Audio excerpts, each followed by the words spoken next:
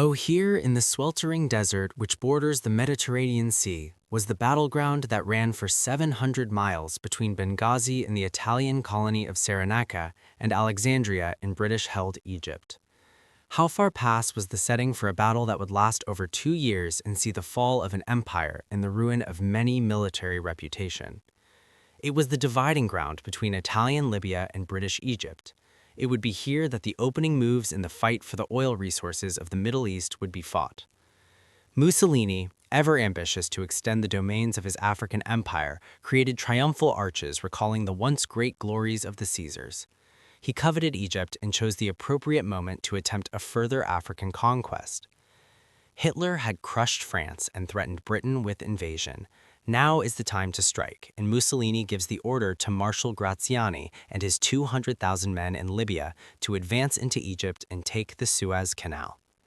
The Italian army sets off with cheerful confidence, equipped with weapons dating back to the First World War. Across the Egyptian frontier, the British army awaited the attack, with a total strength of 36,000 men. Outnumbered, the British soldiers merely fall back. On the 16th of September, the Italian advance that pushed into Egypt some 60 miles and stopped at the modest fishing village of Sidi Barrani, which Italian propaganda turned into a major town. The Italians dug in and erected memorials to their conquest. On a December morning, the British, under General Wavell, attack. What had been planned as a surprise raid quickly developed into a general offensive. The British reach the frontier and roll up the Italian defenses. The Italians had believed themselves safe behind their barbed wire minefields and fortified camps. It took only a few hours to break through their front line, and in 2 days the whole Italian position had crumbled.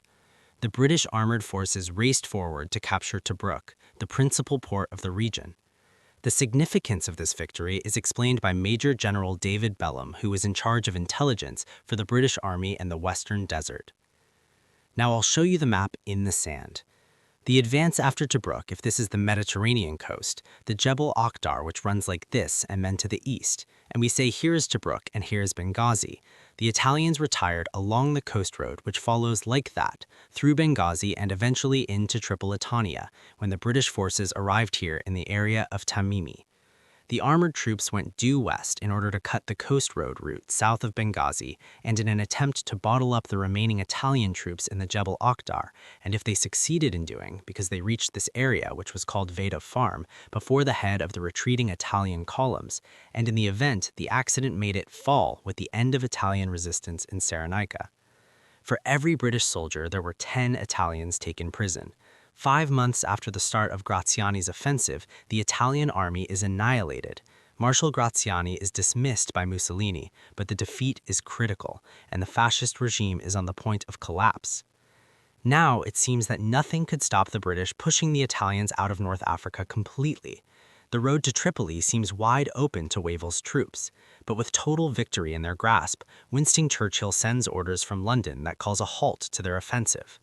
The British government had decided the priority must be given for sending troops and material from North Africa to Greece, which had been invaded by Italy and where the Germans would be sure to follow. The British army in North Africa had to stop at El Argela and was still there when General Rommel arrived in Africa. General Erwin Rommel arrives in Tripoli on February 12, 1941. With him is a small mobile force that had been hardly assembled, the force that would soon become world famous as the Afrika Korps. An infantryman turned tank leader, Rommel had made his reputation in the French campaign of the previous summer, when he had brilliantly taken Rau and Cherbourg. He has no experience of desert warfare, but believes in rapid movement. On his arrival, he remarks that if Wavell had continued his advance into Tripolitania, no opposition worthy of the name could have been mounted against him. The British believe that it will take Rommel 3 months to adapt to the conditions of desert warfare. It takes him only 6 weeks. His mission is purely defensive, to prevent the British from taking Tripoli, but Rommel doesn't see it like that. The same evening of their arrival, the German panzers make their way to the front line. Rommel's nature is not at all defensive. He believes that attack is the best tactic, immediate attack. Even before the rest of the Afrika Korps have left the Italian ports, he attacks with the forces already landed. It's a classic blitzkrieg. On the last day in March, he strikes at the British positions in El Argela and crushes them quickly. Wavell's forces have been weakened by the removal of the best troops to Greece. It takes Rommel only 12 days to push the British army back 500 miles to the Egyptian frontier and to wipe out all their gains of the previous month. General O'Connor, the commander of the British troops, is captured. It's through his successful use of lightning attack that the Rommel legend grows almost overnight. In personal contact with the frontline soldiers, it dears him to the Africa Corps who say, "To the right, nothing. To the left, nothing. In front."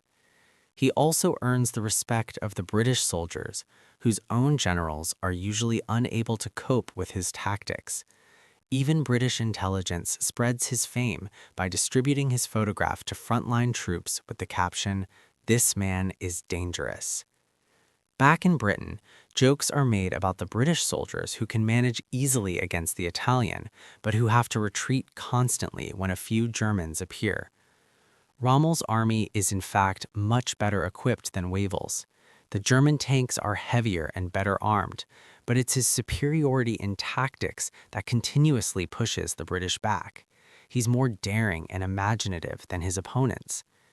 By April, the British had driven back into Egypt, where they had started only 4 months before. So, more than anything, the Germans need to control the Mediterranean. The British can harass the vital supply routes from Italy to Libya, particularly by preventing oil tankers from supplying the conquering tanks of the Africa Corps. The island of Malta, a British military base midway between Italy and North Africa, is the key to the control of the central Mediterranean. Field Marshal Kesselring orders an aerial assault from Sicily. Waves of Messerschmitts and Heinkels fly thousands of sorties. Day after day, the raids continue, but Malta, which experiences the heaviest concentration of bombing in the war, holds up against all others. While Malta withstands continuous attack from the Germans, Tobruk on the North African coast also holds up.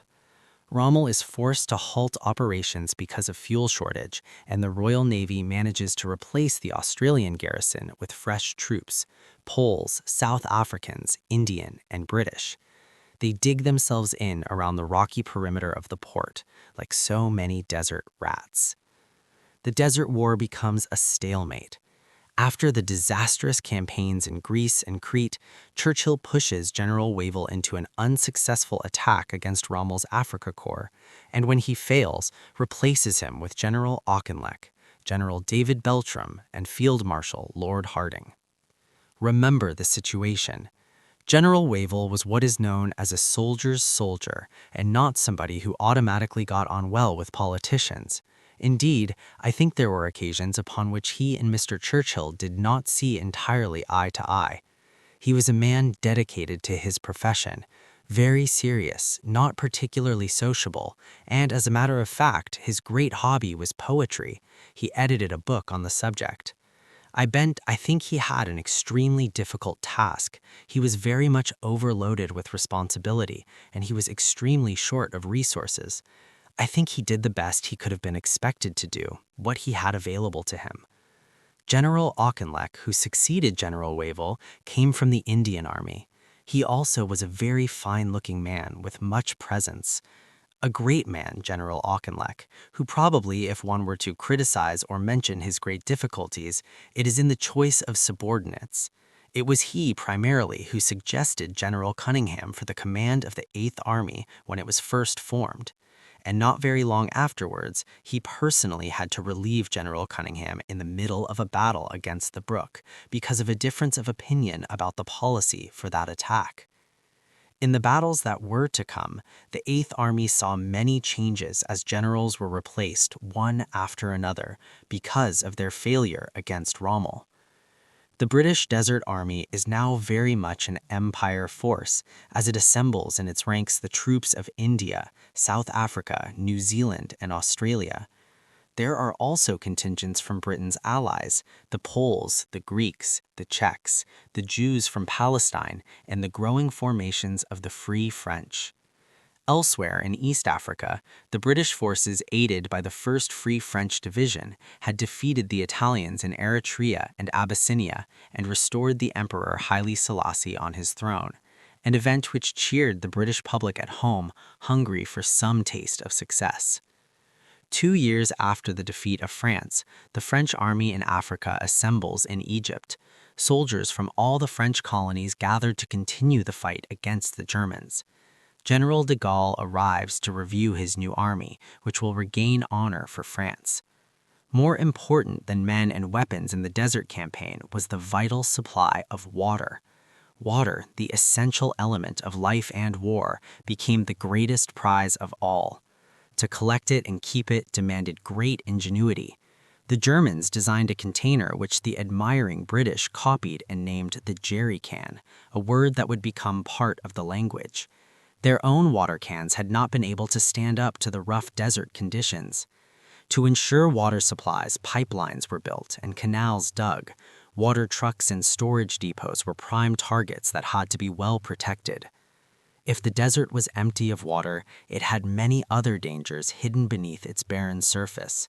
The opposing armies had planted thousands of mines, which even today kill wandering arrows.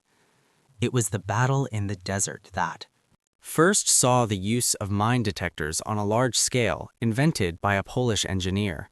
The electronic frying pans, as they were dubbed, did not always work properly, and so the old method of carrying ground by prodding with bayonets was used, a job given to enemy prisoners when they were available. It was thought that those who sow should also reap. The conditions were harsh for those who fought in the Western Desert.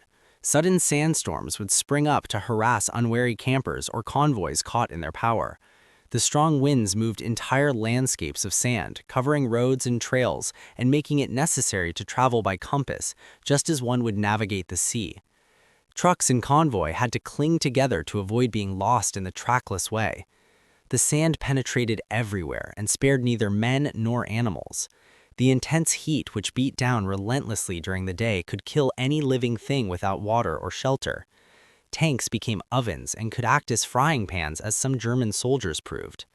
Perhaps the greatest scourge suffered by the desert soldier were the masses of flies that appeared whenever the troops gathered for refreshment and food.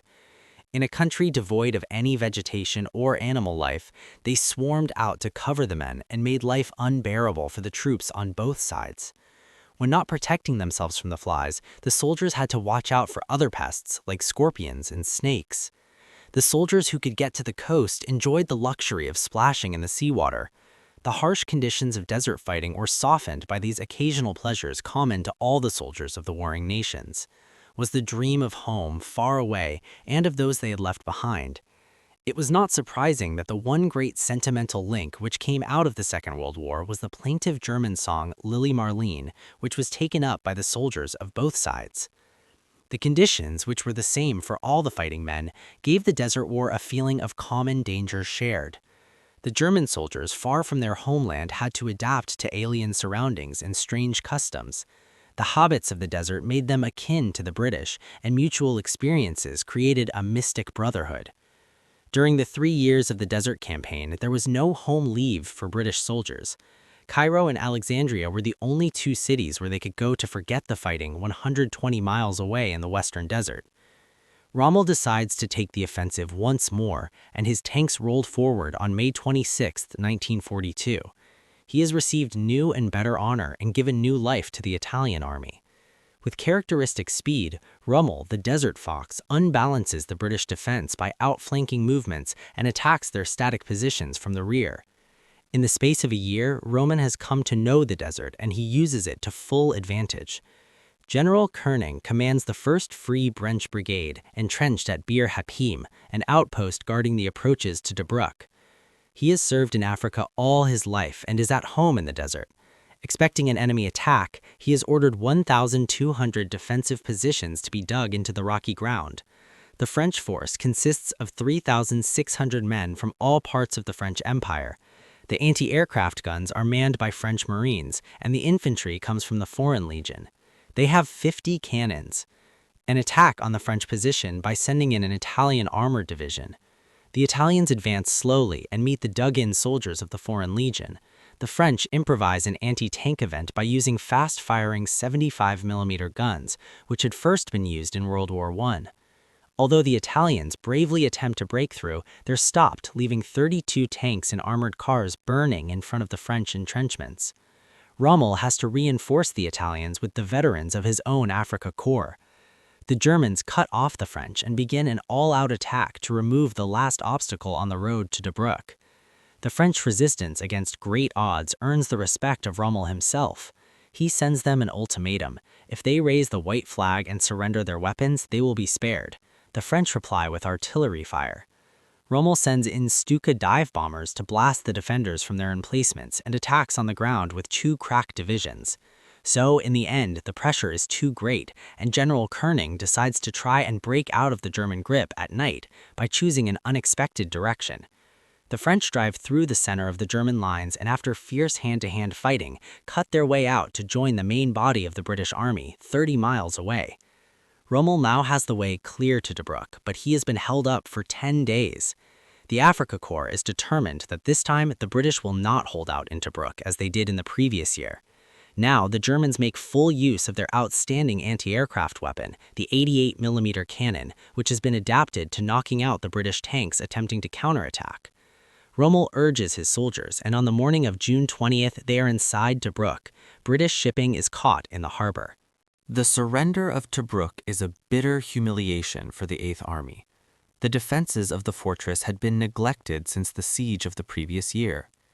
Anti-tank ditches have been allowed to fill with sand, and the South African garrison had been surprised by the speed and strength of the German onslaught.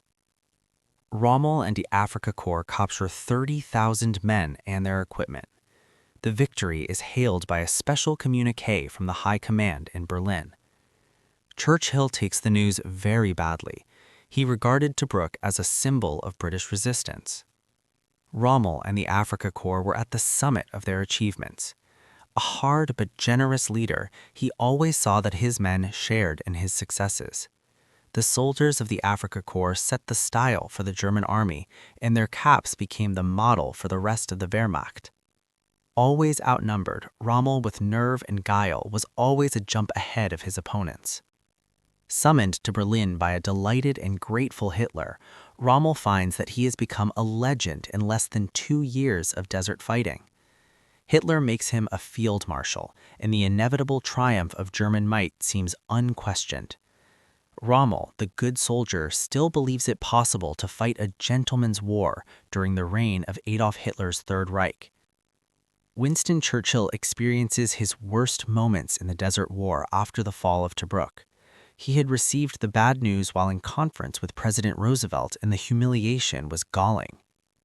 In Cairo, the soldiers give him an enthusiastic welcome, and always the professional soldier has little regard for public relations. He shows no special consideration for Churchill when he comes to inspect operations, and the lunch served for the Prime Minister's visit is no different than the headquarters mess usually provides. Taking things in hand personally, Churchill orders an immediate counterattack. Auchinleck refuses. He has enough trouble just holding his position at the little railway stop of El Alamein. Auchinleck had carefully chosen the ground for the final stand. It was the only spot where both his tanks were secured to the north by the sea and 38 miles south by the Katara Depression, an impossible area of quicksand and salt marsh, 200 feet below sea level. Churchill returns to Cairo in August and changes the military command. He dismisses Auchinleck, although he had chosen to stand at El Alamein, would not be allowed to fight the battle. Churchill chooses General Sir Harold Alexander as Commander-in-Chief of the Middle East and Lieutenant General Bernard Montgomery to command the Eighth Army. General Gott had been first choice for this post, but the day after his appointment, Gott was killed in an air crash, and Churchill replaced him with Montgomery. Major General Sir Francis de Gangenenrand remembered. And I remember when he got there, he told me the very first day I'd met him outside Alexandria and ridden up with him and given him a verbal report of what was happening on the front. And he told me to get all the staff assembled on the revised bridge that very evening. And I remember saying, "Okay, it's going to be very difficult, sir." And he said, "It's got to be done." And so it was done, and I shall never forget that moment. There he was, this little man, quite white, not bronzed by the sun as most of us were. And there he gave an onation, I would call it, which was second to none, which had the most fantastic effect on everyone who heard. Very quickly, he left his headquarters in order to make a tour of the front. Instead, during this tour, he used to borrow the headdress soldiers in the various divisions. At one time, he wore a New Zealand hat, and other times an Australian hat, and so on. He became known as the general who wore funny headdress. When I arrived at the headquarters of the 8th Army on the 13th of August, 1942 at about 11 o'clock in the morning. Now, when you take command of a large army that is at close grips with a victorious and skillful enemy, you can't afford to make mistakes. I then insisted that all existing plans and orders for withdrawal must be cancelled. If Rommel attacked, we would fight at El Alamein. If we couldn't stay there alive, we would stay there dead. Montgomery, immediately called Monty by the men of the 8th Army, learns that his troops will be equipped with the latest tanks and artillery. Morale improves as a flood of American arms arrives. Hundreds of Sherman and Grant tanks, the only armor that can stand up to the German Panzer Mark IIIs and IVs. Now, Montgomery will benefit from his short supply lines, which stretch only some 60 miles, while Rommel's Africa Corps is 1,400 miles away from their main base in Tripoli. The British Desert Air Force is nearby, with its main airfields in the Nile Delta. The Germans are now paying the full price for not eliminating Malta. The Royal Navy and Royal Air Force sink 3 out of 4 of the precious oil tankers that try to bring precious oil across the Mediterranean to fuel the Panzer Army. The Africa Corps is now on the defensive. Montgomery institutes a physical fitness course for the whole army. The soldiers must undergo rigorous training, and the officers, after the rank of lieutenant colonel, must be under 30 years of age. Montgomery also saw to it that even the lowest private was carefully briefed as to what was expected from him. Churchill wanted Montgomery's offenses to start in September, but Monty insisted on a later date. He would not begin an attack without an absolute superiority. I remember one day, General Alexander, who was then Commander-in-Chief Middle East, having taken over from Auckland, came up and arrived, and Monty took him into his caravan. He asked me to join, and I sat in background as usual with the pad, taking down any notes which I thought were important, and Alexander showed Montgomery a signal he'd received from Churchill, pressing Alexander to order Montgomery to carry out this offensive in September. He felt October was too late. I think one of the reasons was this coming landings in North Africa and Algiers, and he wanted this battle to be well underway and prevent reinforcements and going over to the west of the Mediterranean. Well, Monty listened for a bit, and after Alex had said, well, now what shall I say? Monty said to me, "But he gave me your pad." He took my pen and got a pencil, and he wrote a signal, and he passed it to Alex. He said, "Send that." And the gist of it was that if you want me to attack in September, it'll probably be a failure. If I can wait until October, I guarantee a victory. The sun was setting over a darkening desert on October the 23rd when 200,000 British troops and 1,000 tanks moved into position. Monty sent every man a personal message which stated that the battle about to begin will be one of the decisive battles of history. It will be the turning point of the war. As planned, the British guns opened fire at exactly 9:40. So was the heaviest of the war. It could be heard back in Alexandria, nearly 1,000 guns fired together. The shelling completely disrupted the enemy communication system, and the Africa Corps was thrown into confusion. The British attack did not go entirely according to plan either. The German minefields, which stretched for 3 miles, were thicker than expected, and the British tanks were badly caught in the middle. Heavy losses has made the first formations of the assault. The Germans fought harder than had been expected and desperately held their ground. The following day, the battle raged across the minefields, and losses on both sides grew heavy. The Africa Corps lost its commander, who died on the battlefield, and Hitler ordered Rommel back to Africa from his sickbed in Austria. The British attack had faltered, and the exhausted units were vulnerable to a counterthrust. But Rommel had not yet returned, and the weary Africa Corps could not seize their last opportunity to regain the initiative. Montgomery had lost over 210, as many as the Germans had started with. His infantry had suffered high casualties, particularly among the Highlanders, the Australians, and the South Africans. Many officers believed the offensive should be called off, but Montgomery remained resolute. Now, at that time, I was asleep in my cabinet, and my chief of staff, Brigadier de Gangant, came and woke me up and said he reckoned the battle was what he called stally, and some pretty firm orders were necessary. He had summoned the 2 corps commanders on the northern flank to come and see me. Was that right? Now, the point I'd make here is if he did that before he came to wake me, he took the responsibility, and he was quite right. I said it was exactly right. Well, they arrived about 3 a.m. They were losing a lot of tanks. He wanted my orders to be modified. The atmosphere in my caravan was pretty tense. I think I was quite calm. When I'd heard all they had to say, I said there would be no change of any sort in my orders. The armored divisions would fight their way out. I then dismissed them all and went back. Rommel is back in Africa, sick, depressed, and furious with the Italians who no longer supply his forces. He is disappointed by Hitler, who is willing to sacrifice his army for a few yards of sand. The panzers are thrown into a counterattack, but they are forced back with heavy losses. The British reserves are stronger than the German, and Montgomery feels that time is on his side. He decides to withdraw some of his divisions from the front line to reorganize him for the next planned operation, Supercharged. Monty's final punch began on November the 2nd. The tough Africa Corps fought as strongly as ever for their commander, but Rommel was down to only 35 and the British still had 600. Slowly, the Germans began to yield.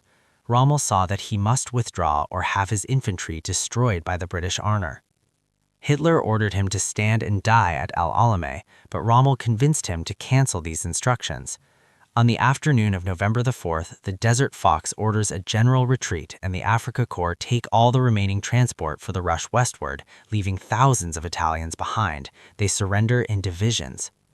The Second Battle of El Alamein is over, and as the British Army collect the survivors of the once invincible Africa Corps, General Alexander signals Churchill to ring out the bells, which Churchill promptly did.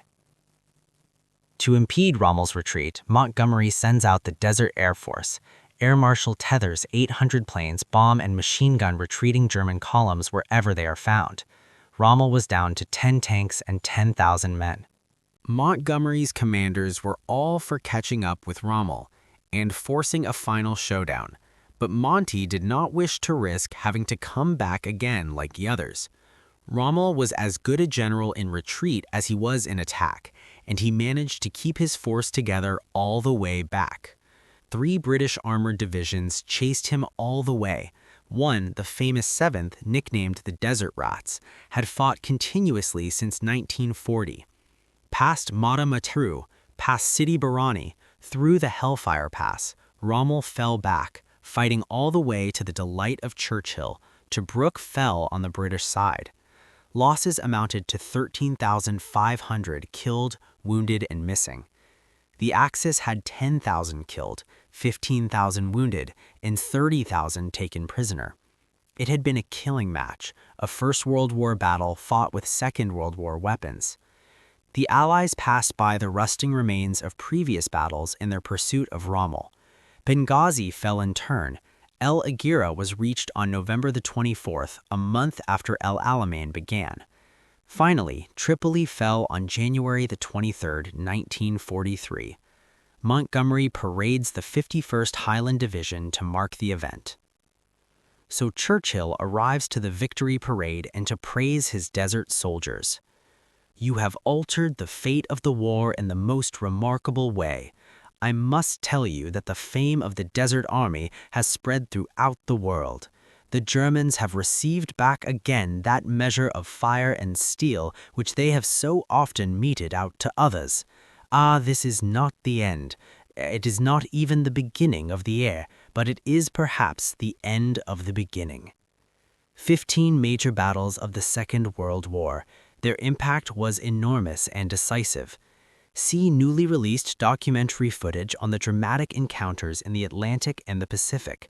See the great historical battles in Russia, the Normandy landing, the bombing of Berlin, the invasion of Italy. See the big battles of World War II. the fateful encounters upon which hung the destinies of men and nations. See the big battles.